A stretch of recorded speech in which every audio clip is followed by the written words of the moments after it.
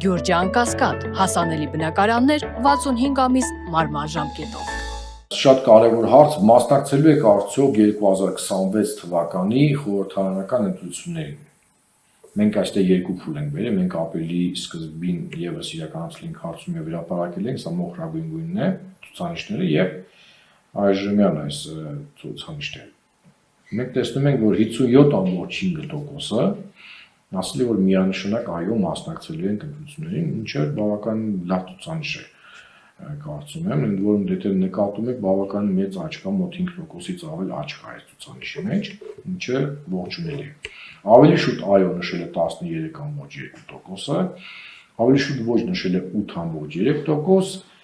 եւ միանշանակ ոչ նշել է 9.9%, 11.2%-ը դժվարացել է այս հարցին պատասխանել, ամեն դեպքում նորից կներկայացնեմ այս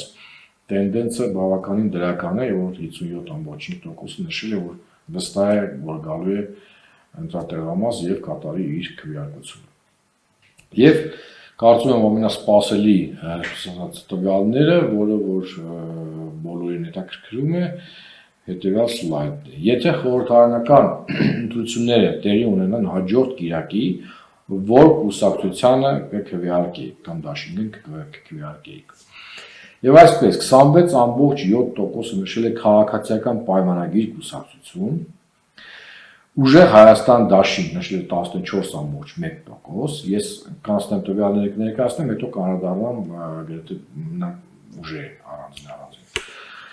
Հայաստան կուսակցությունների դաշինք նշել է 8.2%-ը, այսինքն նրանք արդեն իսկանցնում են այդ շեմը, որ նախատեսված է դաշինքների համար, Բարգավաճ Հայաստան կուսակցություն 7.9%, Միասնության թևեր կուսակցություն այստեղ ունենք բավականին մեծ աճ 4.2%, Դեմոկրատիա օրենք կարգապահություն կուսակցությունը 3.1%, Լուսավոր Հայաստան կուսակցություն 2.7%, Հայաստանի շնորհապետական կուսակցություն 2.3%, ևս բավական լավ աճ կա այստեղ, Նոր ուժ ռեֆորմիստական կուսակցություն 1.9%, սա եթե չեմ սխալվում Հայկ Մարությանի կուսակցությունն է, Հանրապետություն կուսակցություն 1.7%, Քրիստոնյա ժողովրդավարական կուսակցություն 1.1%, Ազգային ժողովրդավարական Բևեր համահայկական կուսակցություն 0.7%, Բոլորին դեմ եմ ժողովրդավարական կուսակցություն 0.6%, Ալյանս առաջադիմական ցենտրիստական կուսակցություն 0.4%,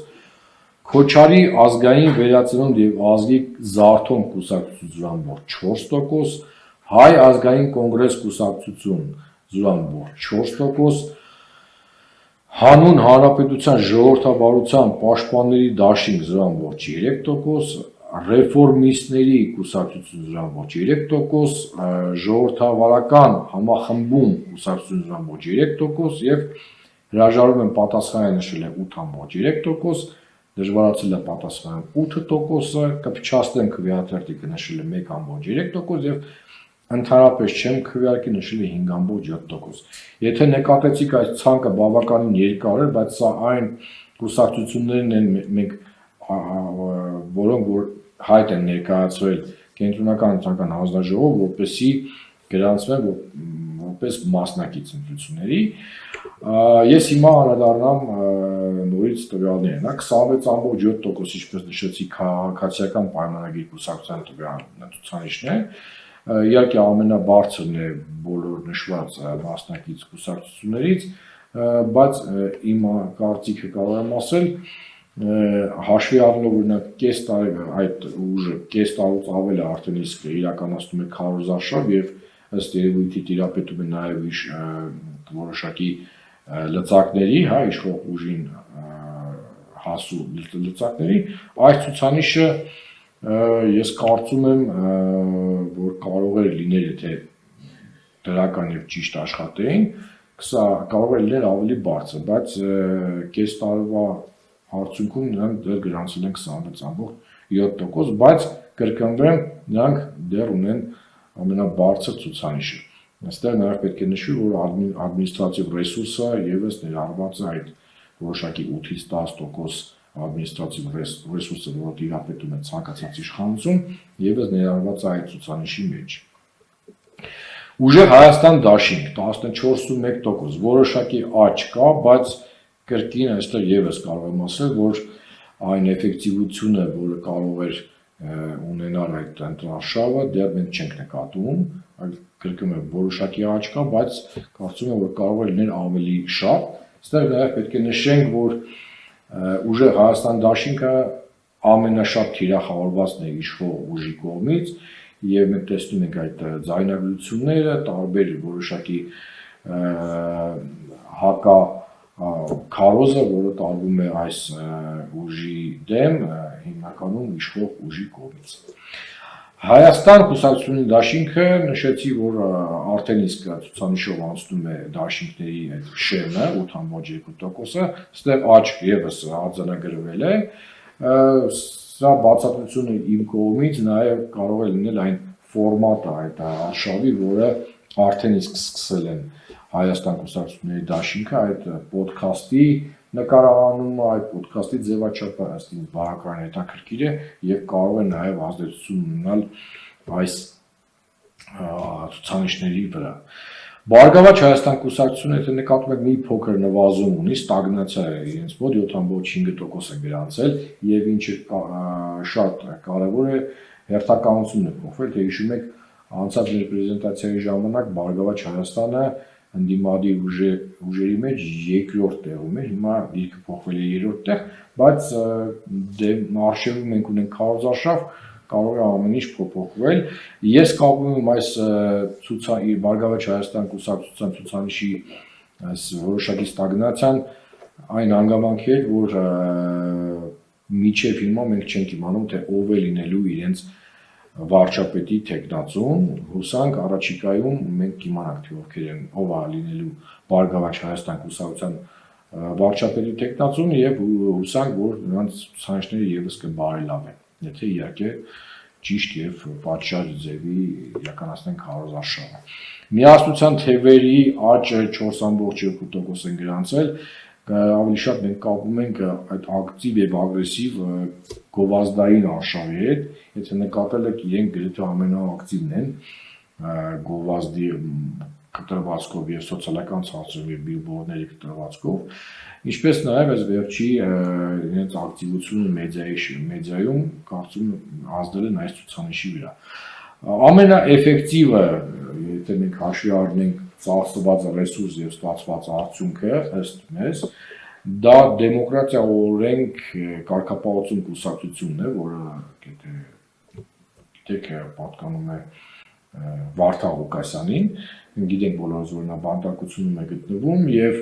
հաշվի առնելով, որ նրա այսպես կոմունիկացիան հանրության հետ միայն այդ ձայնագրություններն են 10-12 րոպեանոց,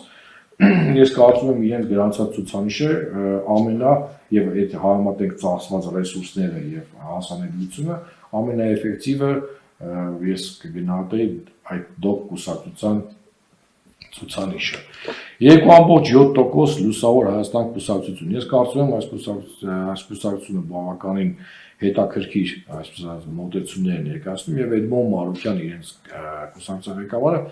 եթե նկատել եք, ամենաարագն է արձագանքում բոլոր այն խնդրահարույց հարցերին, որոնք առաջ են բերվում իշխող կուսակցության կողմից եւ ինքը բավականին ակտիվ է սոցիալական ցանցերում եւ կարծում եմ բոլորը տեսնում են նրա շատ արագ արձագանքը բոլոր խնդիրներին։ Հայաստանի շնորհապետական կուսակցություն 2.3% ցուցանիշը, սա ես մի քանի անգամ ասել եմ այս ֆենոմենը, որ ամռանը, անցած տարվա ամռանը մենք գրանցել ենք առաջի անգամ այս կուսակցության